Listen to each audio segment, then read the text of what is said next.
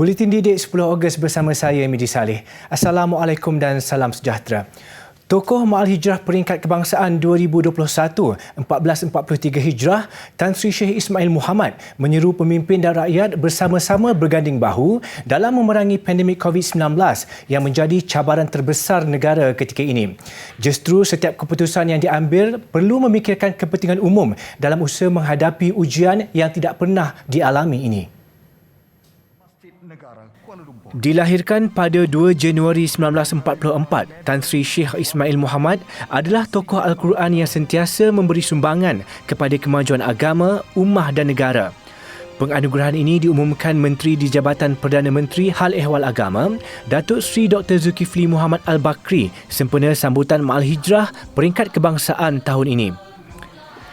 Tan Sri Sheikh Ismail Muhammad yang juga bekas Imam Besar Masjid Negara dan Hakim Majlis Tilawah Al-Quran Peringkat Kebangsaan dan Antarabangsa itu menasihati semua pihak agar menghentikan pertelagahan dalam negara yang boleh membantutkan usaha memerangi pandemik ini. Sama-sama kita baiki, kita perbetulkan, sama-sama kita perbetulkan. Tapi ada yang lain pula usaha nak merobohkan mengacau keadaan suasana yang baik, sudah mengacau supaya jadi huru-hara dan sebagainya. Saya ingat ini kita orang Islam tak patutlah ada perkara ni lagi. Jelasnya setiap tindakan yang telah ditetapkan oleh pihak berkuasa tidak harus dipertikaikan kerana ia dibuat demi kemaslahatan semua. Situasi pandemik ini merupakan ujian daripada Allah Subhanahu Wa Taala untuk kita semua bermuhasabah diri dan memanjatkan doa memohon agar wabak ini segera lenyap dari muka bumi. Beliau turut mengingatkan umat Islam Malaysia, terutamanya golongan muda, supaya berhati-hati dalam melayari media sosial untuk mendalami ilmu agama. Mereka perlu menilai dan meneliti pandangan agama yang diberikan pendakwah supaya selaras dengan Al-Quran dan hadis. Bermacam-macam pengajaran kita boleh dengar daripada penyampai-penyampai, pendakwah-pendakwah yang kalau kita lihat kadang-kadang, maaf dikata kalau saya katakan, ada juga pendakwah yang ingin menyampaikan apa saja yang dia tahu tanpa mendapat rujukan yang betul. Beliau turut mengingatkan umat Islam supaya mengamalkan konsep hijrah dengan meninggalkan perkara tidak baik dan beralih kepada yang lebih baik. Pengaruh gadget kepada masyarakat hari ini dikatakan antara penyebab kurangnya minat aktiviti membaca. Justru Dewan Bahasa dan Pustaka DBP mengambil inisiatif menyemarakkan aktiviti itu dengan menganjurkan pertandingan baca buku dan ulas. Anjuran DBP Sabah, pertandingan ini bertujuan meningkatkan tabiat membaca untuk tujuan rekreasi dan literasi ilmu bagi melahirkan masyarakat yang kritis. Baca buku dan ulas. Pertandingan ini berlangsung dari 3 Mei hingga 30 Jun lalu, mendapat sambutan dan 3 pemenang utama telah dipilih. Tempat pertama dimenangi Imelda Godomon, pelajar Institut Pendidikan Guru Kampus Gaya, Kota Kinabalu, Sabah. Dia memilih mengulas karya S. Osman Kelantan bertajuk Pada Satu Ruang. Buku ini merupakan sebuah kompilasi 20 buah cerpen karya beliau. Kumpulan cerpen pilihan yang disusun mengikut kronologi masa dari tahun 1963 sehingga 1996 ini mempersembahkan berbagai tema, persoalan dan nilai murni yang boleh menjadi panduan bagi kita sebagai pembaca walaupun pada masa kini. Naib Johan pula disandang pensyarah Kolej Yayasan Sabah Muhammad Nasrun Muhammad Talib. Sementara tempat ketiga dimenangi Wan Nur Amanina Wan Mat Fikri yang memilih karya sastrawan negara Shah Nun Ahmad bertajuk Sampah. Jadi apa yang kita nampak daripada peristiwa kisah ni, pengemis ni diperlakukan seperti sampah. Dibuang merata-rata tanpa dijaga, tanpa difikirkan perasaan manusia seperti kita. Dalam pada tu juga ada yang menolongnya, contoh macam bagi duit, tapi pengemis ni tidak menerima wang tersebut kerana memikirkan wang tu bukanlah segalanya. Melalui pertandingan ini, ia membuktikan masyarakat masih mencintai ilmu serta menjadikan amalan membaca sebagai budaya. Masyarakat digalakkan untuk lebih banyak membaca, terutama ketika Perintah Kawalan Pergerakan dilaksanakan ketika ini untuk mengisi masa terluang. Hampir 2 tahun dunia dilanda pandemik COVID-19, keadaan masih belum menunjukkan tanda-tanda ia sedang pulih, apatah lagi dengan kehadiran varian Delta yang lebih mudah tersebar.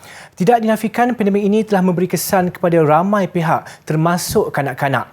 Antara impak yang paling dibimbangi terhadap kanak-kanak adalah tahap kesihatan mental mereka. Berbanding orang dewasa, kanak-kanak lebih mudah untuk berdepan isu kesihatan mental kerana masih mentah untuk menangani tekanan yang dihadapi mereka. Kesan pandemik ini cukup besar dan telah mengubah kehidupan seharian kanak-kanak. Malah mereka juga perlu mengadaptasi norma baharu dalam memastikan diri dilindungi daripada ancaman wabak tersebut. Menurut pakar Perubatan Kesihatan Awam Unit Penyakit Tidak Berjangkit Jabatan Kesihatan Negeri Sembilan, Dr. Sivarajan Ramasamy, selain perlu menghadapi tekanan belajar secara dalam talian, hampir seharian juga terpaksa tinggal di rumah demi melindungi diri daripada COVID-19. Antara kesan yang perlu diberi perhatian adalah kesan terhadap kesihatan mental mereka. Beberapa tanda yang kita boleh kenal pasti antaranya adalah tingkah laku mereka. Seseorang kanak-kanak itu boleh menjadi sedih, muram, cepat marah dan juga suka mendiamkan diri apabila mereka mempunyai ataupun menghadapi tekanan. Tambah Dr. Sivarajan, kanak-kanak merupakan kelompok yang sangat rapuh dengan situasi sekarang. Bukan sahaja mereka terpaksa mengadaptasi dengan norma baharu, malah kurangnya perhubungan sosial antara rakan-rakan di sekolah sedikit sebanyak membuatkan mereka berasa keseorangan. Lebih membimbangkan sekiranya gejala kesihatan mental yang tidak ditangani dengan baik boleh memberi kesan lebih serius untuk jangka panjang. Justru sokongan dan dorongan ibu bapa adalah sangat penting kepada anak-anak. Oleh itu, sokongan ibu bapa sangat penting bagi memberi sokongan emosi kepada kanak-kanak. Ia akan memberi perasaan mereka dihargai dan juga memberi daya tahan daripada menghadapi apa-apa masalah tekanan ataupun masalah kesihatan mental. Kasih sayang daripada ibu bapa dan ahli keluarga merupakan kunci utama dalam menjaga kesihatan minda dan mental kanak-kanak. Dr. Sivarajan turut menasihati ibu bapa untuk menitik beratkan komunikasi terbuka bersama anak-anak.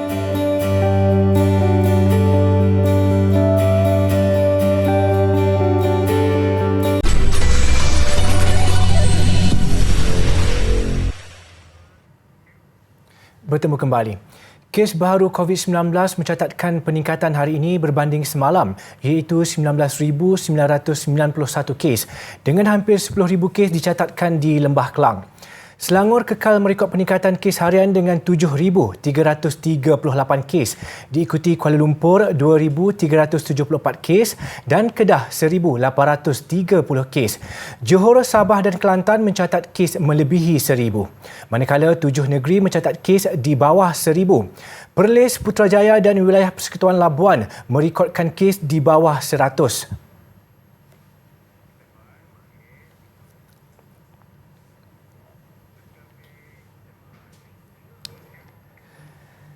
Tatkala negara dilanda kes jangkitan COVID-19 yang mencatatkan 5 angka setiap hari, ungkapan peniup semangat diberikan kepada barisan hadapan di Pusat Kuarantin dan Rawatan COVID-19 Maib Selangor sempena bulan kemerdekaan tahun ini. Inisiatif Merdeka Booster itu bertujuan meningkatkan semangat dan kesejahteraan emosi dalam kalangan petugas ketika menghadapi pandemik yang semakin mencabar. Be strong and take care of yourself. We love you. Itu antara mesej tertera pada kad berserta pen berbentuk pil bertulis vitamin pen diikat pada pemegang pintu kenderaan dan cermin sisi motosikal petugas barisan hadapan secara rawak dalam bulan ini sebagai kejutan. Inisiatif itu hasil kerjasama Unit Khidmat Sokongan Kesihatan Mental dan Psikososial dan Jabatan Kesihatan Negeri Selangor JKNS. Ia bagi menaikkan semula semangat Barisan Hadapan yang semakin menurun kerana situasi tidak reda. Menurut Ketua Penolong Pengarah Unit Psikologi Kaunseling JKNS, Suraya Banu Salihuddin, kejutan itu setidak-tidaknya membuatkan petugas rasa masih ada yang sayang dan menghargai pengorbanan mereka. Semarak Malaysia prihatin sempena Bulan Kemerdekaan berlangsung dalam suasana baru dengan 7,000 jalur gemilang diagihkan di 8 pusat pemberian vaksin PPV sekitar Lembah Kelang dan Putrajaya. Program anjuran Jabatan Penerangan Wilayah Persekutuan Kuala Lumpur dan Putrajaya bertujuan terus menyuntik semangat kepada petugas Barisan Hadapan. Ujar Pengarah Jabatan Penerangan Wilayah Persekutuan Kuala Lumpur, Lim Antek, program seumpamanya diadakan secara berterusan. Program Kibar Jalur Gemilang diadakan pada 27 Julai lalu dengan gimik penyerahan disertai Pegawai Penerangan Daerah PPD di Ibu Negara dan Putrajaya. Beberapa agensi kerajaan turut terlibat, antaranya Balai Polis dan Jabatan Bomba dan Penyelamat.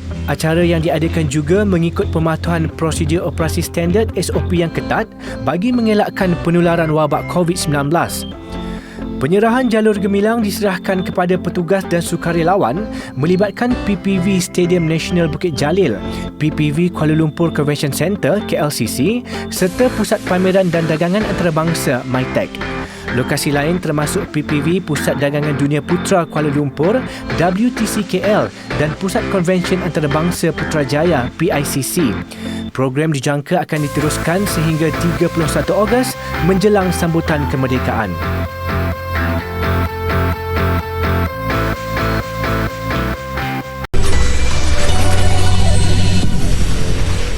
Pertandingan mewarna My Doodle at Merdeka sempena sambutan Bulan Kebangsaan membuka 3 kategori peringkat usia kanak-kanak berusia 5 hingga 12 tahun untuk menyertainya sebagai usaha menyemarakkan semangat patriotism. Program yang mula dibuka hari ini sehingga 14 September depan dianjurkan Jabatan Penerangan yang juga agensi di bawah Kementerian Komunikasi dan Multimedia KKMM. Pertandingan berdasarkan tema Malaysia Prihatin dengan menerapkan elemen rukun negara dalam lukisan tanpa menyentuh isu politik dan sensitiviti perkauman. Pelbagai hadiah menarik ditawarkan kepada peserta. Johan dengan hadiah wang tunai berjumlah RM700 bagi kategori C kepada peserta berusia 10 hingga 12 tahun. Manakala naib johan kategori sama dengan tawaran wang tunai RM600. Pemenang hadiah tempat ketiga pula bakal menerima RM500. Bagi kategori A pula dibuka kepada kanak-kanak 5 hingga 6 tahun dengan johan bakal menerima RM500, RM400 tempat kedua dan RM300 pada tempat ketiga. Kategori C dibuka kepada peserta 7 hingga 9 tahun dengan hadiah tertinggi ditawarkan berjumlah RM600. Turut ditawarkan hadiah sagu hati kepada 7 pemenang berjumlah RM150 setiap seorang selain sijil dan plak. Dalam pada itu, pelbagai pertandingan lain turut dibuka, antaranya fotografi klik at Merdeka dan pertandingan bintang patriotik Smule. Maklumat lanjut permohonan secara dalam talian boleh didapati menerusi laman sesawang tertera.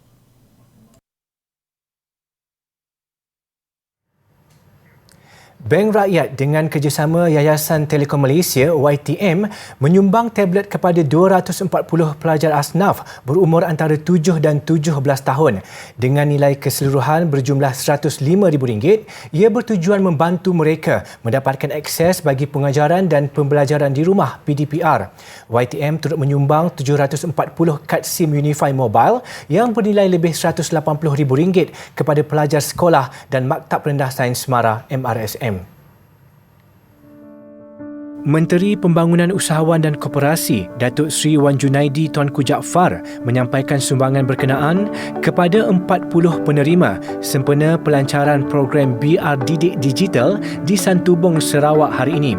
Kementeriannya menyambut baik program ini kerana ramai lagi yang masih terkesan, terutamanya pelajar yang tidak semuanya bernasib baik dan berkemampuan untuk menjalani kehidupan dalam norma baharu ini. Ketua Pegawai Eksekutif Bank Rakyat Datuk Datuk Syed Abdul Aziz Syed Hassan berkata, program ini merupakan satu daripada inisiatif dalam melaksanakan misi rangka kerja kelestarian Bank Rakyat bagi menyediakan pembangunan komuniti yang berterusan serta menjamin pendidikan inklusif dan berkualiti.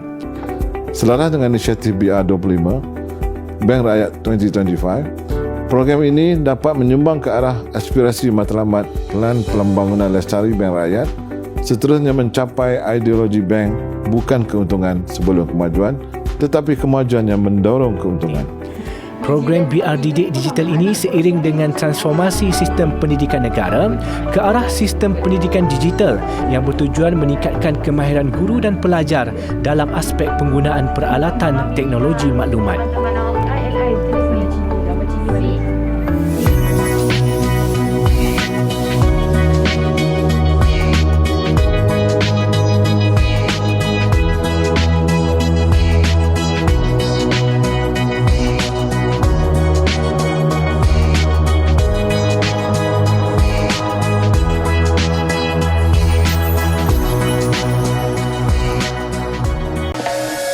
Sempena Bulan Kemerdekaan sertai pertandingan fotografi Klik at Merdeka 2021 bagi mencungkil bakat dan kreativiti, khususnya golongan muda untuk berkarya melalui seni fotografi dan nukilan kenegaraan.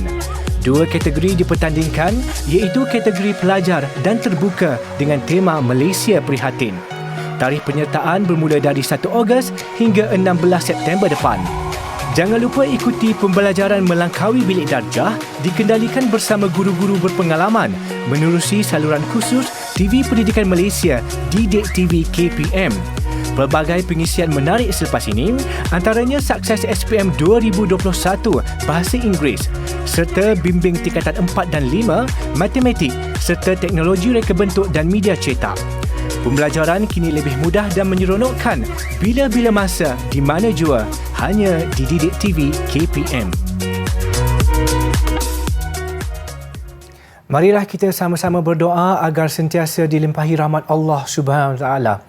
Selain dijauhkan wabak penyakit serta hidup aman, makmur dan sejahtera. Selamat menyambut awal Muharram 1443 Hijrah. Saya Midi Saleh. Assalamualaikum dan salam sejahtera. 1 Muharram detik permulaan, perkiraan tahun Islam hijrah, perpindahan Nabi dan umat Islam dari kota Mekah ke kota Madinah.